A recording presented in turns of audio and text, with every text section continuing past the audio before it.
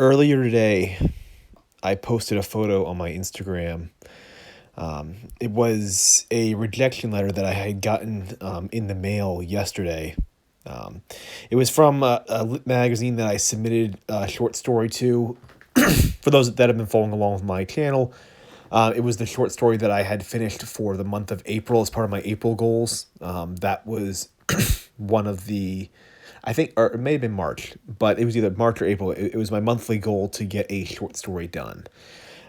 So that was the lit mag that I sent it off to. I sent it off only to one magazine, and they rejected it. Now, the rejection letter I put on my Instagram, the reason why I put it on there was not to somehow be like, to somehow deface myself or to be like, hey, the world sucks, I got rejected. I put it on there as this was the first time that I had gotten a personalized rejection for a literary magazine before. So before that, every other short story I've ever submitted, it was always very either I never heard back or is this very, very standard form email. The one I got for the magazine, which I was rejected from, was a personal handwritten like note basically saying that it wasn't a good fit, but please submit again. And for me, that was the most progress I have ever made. As just in terms of short story writing, that's the furthest I've ever gotten. I've never had anything published. That is the furthest. So a personal handwritten rejection letter. And so the reason why I'm discussing that is I'm not viewing that as a bad thing. I'm not viewing the loss of not getting into that magazine as a bad thing. That for me is simply a step closer to actually getting my story done. I'm on the right path. I'm closer to it now than I ever have been before. And so this video I want to do is on how to deal with rejection as an author, because you're going to deal with it. But like, rejection is probably one of the most universal things of writers, because it happens regardless of genre, what you write, whatever style you do, no matter where you, potentially, the further you go on in the process, probably the less rejection you get, but especially very early on, and even kind of in the middle of your writing period or of your writing career, you're probably going to experience rejection. I only know one author that's never basically been rejected before. This gentleman was a professor of mine. He very famously had once said that if anyone ever rejected a short story from him, like if he got like a single rejection letter from a short story, he would immediately never submit to that magazine ever again. And it would probably fester about it for 6 months, wondering what mistake he had made in his work to get that. This gentleman, this author, is the exception to every rule. The guy who just told me this, that my professor, he was someone who got success very, very, very young. He had a brother that was also, I think he was a musician or something like that. He was very successful. He got a lot of fame. And this gentleman got a literary agent, I think, when he was like maybe in like his college years. Like he was just someone that very, very young had potential, had good writing skills, and had, a wealth of, connections, basically, in a sense, to kind of put him in a position basically where he doesn't have to worry about rejection anymore. He can more or less kind of know ahead of time before submitting to a magazine if he's going to get in or not. Just mixture of skill and having that sort of connection with a literary agent to some of these higher level magazines. So that is the one exception to the rule. Everyone else, you're going to experience it. And so in dealing with rejection, you have to just maintain a growth mindset. I mean, that's really the entire thing. There's nothing special about it. You could watch 10 different videos from authors talking about rejection. They're all going to say the same thing. They're going to say, you need to just not take it personally. You need to just be persistent and focus on continuing to submit. And that's all true. But you also need to learn from it. That is the big thing. You should be continually trying to see if you can make some sort of headway with your rejections, if they get a little better, right? Like I mentioned with me, getting my first personalized one, right? Going from never hearing back or getting standardized like form emails saying we're not interested to now getting personal handwritten rejection letters. That is progress. That is a movement forward. You're carrying. I talk about the football analogy all the time. You're carrying the football another 10 yards down the field. That's what this whole process needs to be. So with your rejections, you need to start focusing on trying to just make progress on that. If you're continually getting rejections over and over for perhaps, months or years on end, and they're not seeming to be any different, right? The rejections are kind of the same. If they are, all no response, or just form letter responses, you need to start re-examining perhaps what you're doing. Either your writing maybe is not up to par yet, which if it's first couple of years of your writing, it probably is going to be. Like even, your first few years of the writing process, rejection just flat out without any kind of response back is pretty normal for like several years. So if you're very early on, that's just simply part of the process. If you've been doing this for a while, though, if you've been doing this for several years and you're not hearing back, you need to start examining where is your writing quality lacking, right? Am I lacking in certain areas, or is my work just not a right fit? Am I submitting to lit mags that aren't necessarily producing the kind of thing that I'm writing? More often than not, that's probably what it is. I mean, so many people don't even read lit mags. They'll submit to them. Just they'll go online, they'll type in, like they'll Google, all right, top lit mags in the United States or whatever, and they'll make, top lit mags of 2020, and they'll get like a list of like 10 of them, and they'll start querying right away. Like they'll start querying right to those ones because they're the top ones, without ever reading it, without ever understanding, hey, what do these people produce, right? What is the kind of stuff they tend to enjoy? What's the thing that their editors tend to enjoy reading, and what do they traditionally tend to publish a lot of? And you submit something that just does not match their catalog at all, well, yeah, you're going to get rejected right on the basis of just what you wrote. So a lot of it is, hey, do I know my audience, in a sense? But if you're submitting to lit mags, your audience is the editors of the lit mag. So do I know that the editors of the lit mag well enough? Do I know what kind of things they enjoy well enough to do that? If you don't, you need to start with there. But if you do, at that point, you need to start examining why your writing is not matching that. Why, like, what areas of your writing is not, is lagging behind. And again, first few years, that could be just general improvement. You may just need to start making general improvements. If, again, been doing it for a while, you need to start examining what areas are you not doing well at. And unfortunately, the areas where you may not be doing well are very nuanced things. It may not be, simple, improvements in dialogue or description or pacing, like the traditional big three that you would hear about when it comes to writing and technique. People often, will say that, description, dialogue, pacing, or timing of a story. It could be much more nuanced. It could be, all right, am I trying to do too many things? Is this, 4,000 word story trying to do 10 different things when it should only be really focusing on maybe one, potentially two subplots or two major ideas? Am I not developing my characters enough? Am I focusing too much on this one thing and not on another? It becomes very, very nuanced, and it requires a lot of introspection. And there is an element as well of just your stuff could be good, but it just may not be just a general taste thing for the times that it is right now. I mean, I do believe that there are writers that are very, very skilled that just regardless of lit mag, they're just writing content that just does not match up with what readers today want. It's sort of like it's almost like the experimental artists, like when you think about like traditional art, like, the experimental artists that whose work is before its time.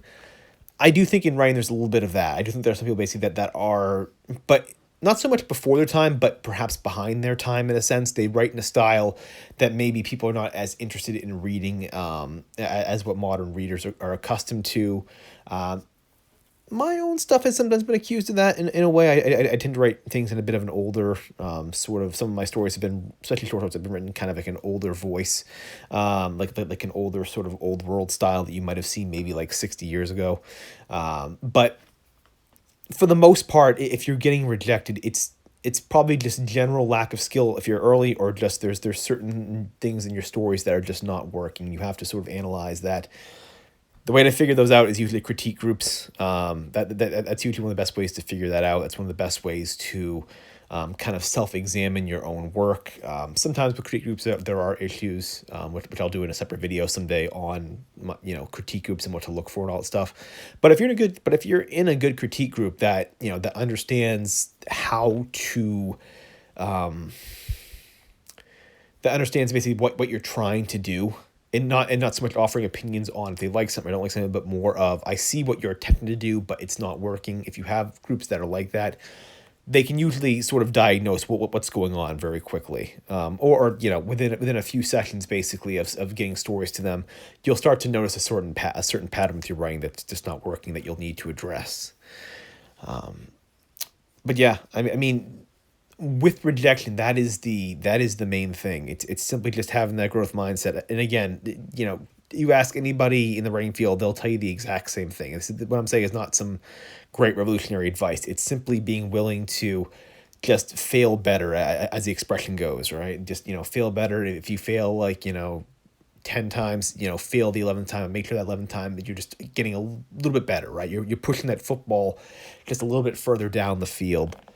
And I have spoken before about the idea that you're ready one story before you're published. I mentioned that before, basically in a prior video where I discussed, people with their novels, or people, I mean, it applies to short stories as well, but people, when it comes to getting like acquired by an agent, I often believe that whatever story gets picked up by an agent, you probably had the skill one story before that. It's just there was something wrong with the story that just was not connecting. Most likely you had the skill one story before, but just what you had written there just did not connect with an agent. There was something specifically wrong with what you had done in that book.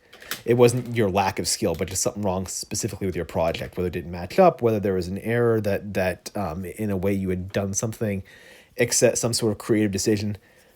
It's the same thing, I think, with rejection just in general, but especially with lit mags too. The first story you get picked up basically for lit mag is probably you had the skill in one before that. So your final rejection before that, you probably had the skill right then to get published, but there was something wrong specifically with that story. It didn't match what they were looking for. There was, perhaps maybe a couple small errors with that story that you had not addressed, you overlooked, etc. But you probably had the skill then. And so keeping that in mind, keeping the idea of just you'll always be probably ready one story beforehand, keeping that in mind can be very powerful, because you don't know if that's going to be your next one. You don't know if your next thing you submit, right, will be the thing that gets published, and that you've had the skill presently right now. That can be that should be very empowering to you. That should be very very encouraging to realize that potentially your next story could be the one that gets published, and you probably had the skill right now to do that, or you had the skill basically back then. When you got rejected last, you just didn't have the right project then. It just wasn't the right time, the right project for you. Keeping that in mind should be very, very, encouraging. It should be something that keeps you pushing forward there. But ultimately, it's all about growth. Ultimately, it's just taking rejection and taking the small wins, like finding the very, very small wins in the rejection, and then finding that last thing you have to do to win it, to turn that rejection over, right? So for me, it's finding that small mistake either in the story I submitted to maybe get it to another story, or writing my next short story and getting that one just a little bit better, a little bit more towards what that magazine's looking for, as opposed to the one that got rejected. So again, it's just analyzing and trying to figure it out. And the only way to do that is to have that growth mindset and to know what your audience wants, right? And again, the audience in these scenarios is always the editors. It's always, when it comes to books, you're writing to the agent. Your audience is the agent. Your audience is the editor at the lit mag. It's the people that are going to say yes and publish it. That is your audience. People often think the audience is the people that are going to read it. That's important to have. But when there's a gatekeeper, the audience is whoever you're submitting to directly. And so keeping that in mind and maintaining that growth mindset, it's the only way you can get through these sort of rejections. And if you're the kind of person that takes it hard, takes rejection very difficult, or just the emotional attachment, the way to overcome that is just frequency. The more you get rejected, the less it tends to sting. I have gotten dozens of rejections on novels before. Probably up until this point, I where I am right now, I've probably been rejected by at least 50 agents in my life. And that's not a lot. Like that's very little. That's me querying about 5 to 10 agents on one book basically. That's not a lot. That's not a lot at all. So most people will have hundreds and hundreds and hundreds and hundreds of rejections from agents or lit mags before they get picked up. So the more you do it, the less it stings. It's never, to be frank, it's never bothered me. I've always been very, very sort of detached in a sense. I don't tend to do that, but I know most people tend to take these things somewhat personally, and you can't. And the only way to do it is just the frequency of taking those beatings is what it's going to take to eventually harden yourself. Because, to be frank, a rejection is nothing probably compared to a bad review.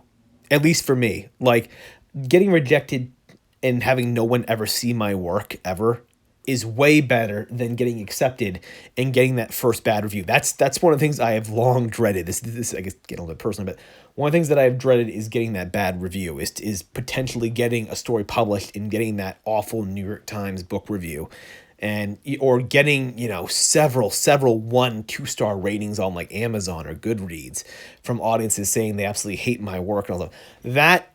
That in many ways worries me more than the rejection of from a lit mag or rejection from an agent, because no one ever saw it. To finally have people see my work out there, that's always been the sort of the big worry for me. Or at least that worries me more. And so the rejection before that should be viewed as sort of the training wheels, right? It's the sparring partner in a sense before the reviews. It's a sparring partner before the bad, sort of the bad press comes in later on, potentially. So if you can take these sort of beatings early on with a rejection from publishers and never being heard of, when you finally do, the idea is that when you finally do get published and those bad reviews start to come in, you'll already be sort of immune to it, right? You'll have built up your armor of rejection so many times before that. What's a bad review at this point, right? What's a bad what's one bad opinion of your work in response to all of the rejections you got beforehand. And so viewing it that way as well, understanding that even when the time comes for you to finally get published, there's still going to be rejection. There's still going to be negativity towards your work. And so just viewing these as the training wheels, as a sparring partner for later, sort of later growth and sort of later thick skin that you're going to need will be very, very helpful.